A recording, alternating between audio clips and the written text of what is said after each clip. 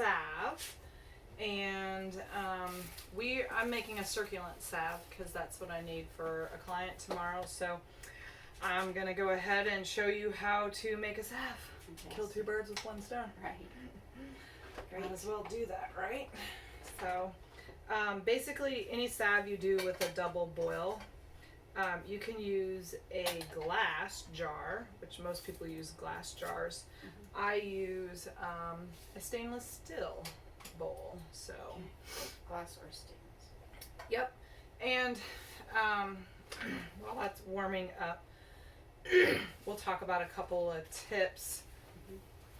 But we're gonna use shea butter as our base today, and I rarely use beeswax. I'm not fond of beeswax personally. It's too heavy, so I typically just stick with butters. So that's what I do. Or? Huh? Do you buy them online, the butters? Shea butter? Yeah, I don't know where I got mine, but I got like a big old tub of it right there, so I buy it in bulk. And I used to use a lot of cocoa butter, but I have found that a lot of people really despise cocoa butter. Not too many people despise the smell of shea butter, so I pretty much just stick with shea butter. It's a little softer and greasier feeling, I think, than cocoa butter, but other than that, I like shea butter better. It's a little picky though. You cannot heat it up too high, because if it gets over 100 degrees, then it's gonna, I don't know what it does. It gets grainy. It's harder to work with. So you want to melt it between like 80 and 100. And then the biggest key when you're using shea butter or even cocoa butter is you need to cool it down quickly. After you pour it into your jars, you need to cool it down quickly because it will get grainy if you don't. I've already made the oil today. The circulant oil has Cola in it, some horse chestnut in it, and some cayenne and calendula. So calendula would be healing, and it's a vulnerary for the skin. Same with Cola, and it's specific to vein issues. And people who tend to have circulation issues tend to always also have vein issues. So that's why I put the Cola in there too, along with the horse chestnut. So this could be used for veins, like varicose veins too. It's one of the things that I use it for.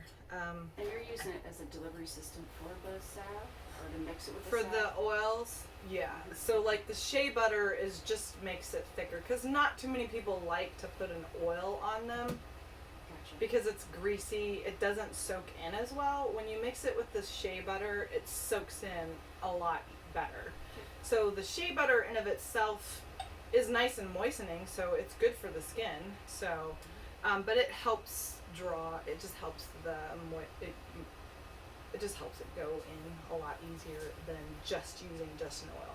I mean, granted, this is a lot more concentrated if you were just to use the oil, but like I said, most people just don't like it. They prefer to have it watered down, I guess, with shea butter. Okay. So me personally, like for when I am using stuff like when I make a muscle salve, I mean, I'll make salves for people who want it, but myself personally, I prefer it to be in oil form. So just because it's stronger. And I'll put them in little roller balls. Like you see the roller balls that people put essential oils in? That's what I do. And we're making a muscle salve? No, this is the circulant salve. Oh, circulant. So all those herbs that I gave you are good for circulation. The calendula helps with circulation for the lymphatic system. Okay. So it's always a nice addition to anything that you're trying to get to circulate. So, because sometimes if your circulatory system isn't doing well, then neither is your lymphatic system. So I use a glass stirrer for this. I find it easier to keep clean. It's a little less to have to clean off because it will stick to your whatever you're using. So You have it on low heat. I have it on medium heat. Once it starts to get really warm or mostly melted, then I put it down to medium low. You could use a laser pointer to make sure that it's not getting too hard. But as long as you're not going to let it sit here and not getting distracted, and you keep stirring it, then that's not going to get too hot. When you use a laser pointer, does that mean it doesn't reflect back, or what is it? What do you use with laser? How does that help? A laser pointer will just it will measure the heat of a liquid, so you can point it at this liquid and it'll tell you the heat. So Oh, you mean it's just easier than using a candy thermometer. Oh, it's if a I laser used a temperature thermometer. Yeah, because if I I used a candy thermometer, then all my see. stuff would be I sticking to the candy thermometer. see what you mean. A laser pointer thermometer. Right. Got it. So now, if you're using beeswax, you would melt the beeswax first. Some people say melt the shea butter and then the beeswax, but to me personally, that doesn't make sense because you don't want the shea butter to get too hot, and then it will be hotter longer if you have to melt the beeswax. So I will mostly melt my beeswax, and then I will add the shea butter to that, and I have good results with that. So Is this your own recipe? this, yeah, just look for herbs that help. The last time I made this blend, I made it without the Gata Cola because I didn't have any. So sometimes the blends will change a little bit, and then I accidentally poured in too much Arnica. So, I didn't list that herb as the one that I was using. So Arnica is interesting. It's irritating, so it brings blood to the surface, so that will help with your blood flow and your circulation because it's irritating. It brings blood flow to the surface, so it's really interesting. Arnica typically is most known for bruises. You put it on a bruise. Like one time, I literally was in the gym and I was moving a piece of equipment and I wasn't thinking, and it was a bar, but it's a bar that's meant to row. And so I went and I bent over and yanked on this heavy, big old workout equipment and just yanked it, and that bar wasn't there, and it whacked me right in the forehead. And I had, by the end of my workout, I had a goose egg about that big, and it was sticking out about that much. And I came home and I put a bunch of Arnica on it about every half an hour, and then in about 3 hours, no, just oil or a spray. I can't remember which one I used. It was either oil or a spray. But within 3 hours, the goose egg was gone. So, Really? yeah, and the next day, I hardly had any bruising. It was very, very small amount of bruising. So it just really helps heal. And so people will take Arnica internally. Usually they use the homeopathic pellets. Those are like really good, like if you get in a car accident. So you can take like an Arnica tincture internally. You just have to be very wise about that because Is it Montana, Arnica, Montana? It can cause tachycardia. So it's something you have to be careful with. I've seen it in the store, a lot of health food stores. Usually you'll see the homeopathic version, or like a gel or a cream. And I don't know if the gels or creams are homeopathic. I don't know, but they are pretty. Is it pain relief too? I have some. Well, Yeah. I think it's pain relief. Yeah, it is. I think it is. So you can see right here the Oh, consistency. it looks like melted butter. So Oh, it is yeah, butter. so this is mostly melted, and so I'm just gonna go ahead and add my oil, and I'm pretty much gonna turn my heat down at this point. It will start to solidify a little bit here, but not too much. Looks like it's about 1 to 1. I cannot remember exactly what my ratio was. It was about 200 milliliters of oil, and it was 266 grams of shea butter. So, Close.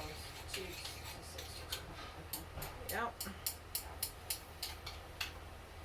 So you just need to make sure there's no little big chunks left. So there's a couple little bigger chunks in there still floating around. Sometimes I just bring them to the side and Pound them on. smoosh them. So, Herbal cooking 101. yeah. So it's super easy to make Yeah. a salve. I don't know why I don't like making them. I guess it's just because it's one extra step.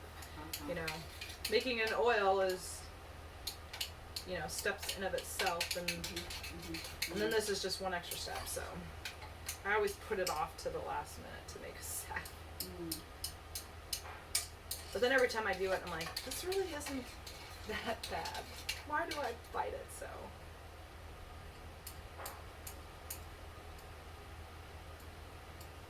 Here. So, this is pretty well done here. So then, let me check my recipe real quick. Forgot how many drops of vitamin E oil I'm supposed to do. So, vitamin E helps keep the oil from going rancid. So, what did I put here on my list? 1 drop per ounce of oil. Just keeps your oils from going rancid.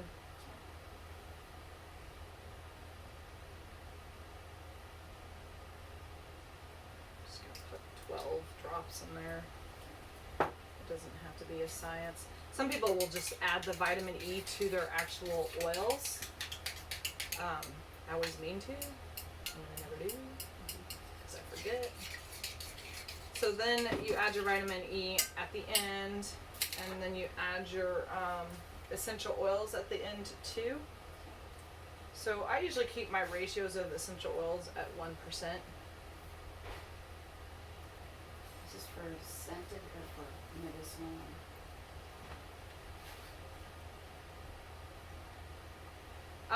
Frankincense is medicinal. It's very anti-inflammatory. So yes and no. You can do it for scent or for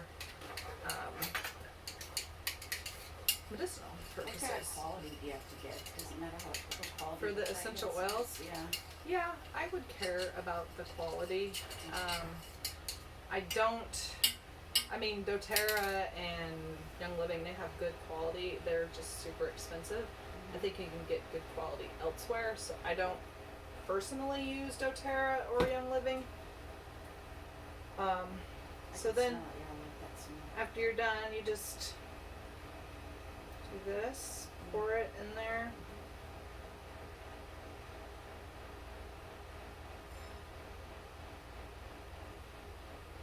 And I keep mine on, I just have mine all on a tray so that I can immediately transfer it to the fridge. Gotcha. You can use the freezer or the fridge. I usually just stick it in the fridge. Fridge is generally fine enough. Never had it be grainy by sticking it in the fridge.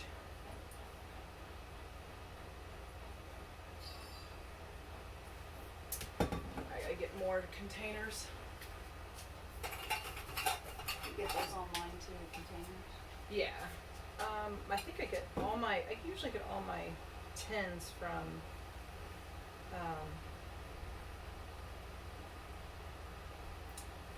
Paper Mart. Paper Mart? Yeah, I think that's not Paper Mart. Where do I get my tins? SKS, maybe? I think that's the cheapest place I've found for tins.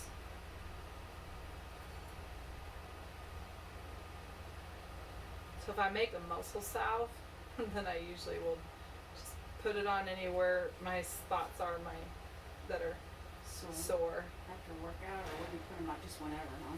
Yeah, just whatever. But you know, you can always take that little bit and try it out. Get some good circulation in my hands, I guess. I So like your print. smell it. It smells pretty good. I don't really care too much about the smell of things, so that's that. Okay. Simple enough, right? Yeah. And I'll give you tips on other tips on how to like do the ratios. Like for beeswax, it's an 8-to-1 ratio for a runny but not too thick of a salve. A thicker salve would be a 6-to-1 ratio. That would be oil to beeswax ratio. So The beeswax, the one is the one. yeah. And then if you wanted a balm, which you know is thicker for like the lips and whatnot, then you would do a 4-to-1 ratio. So yeah. So let me stop that video.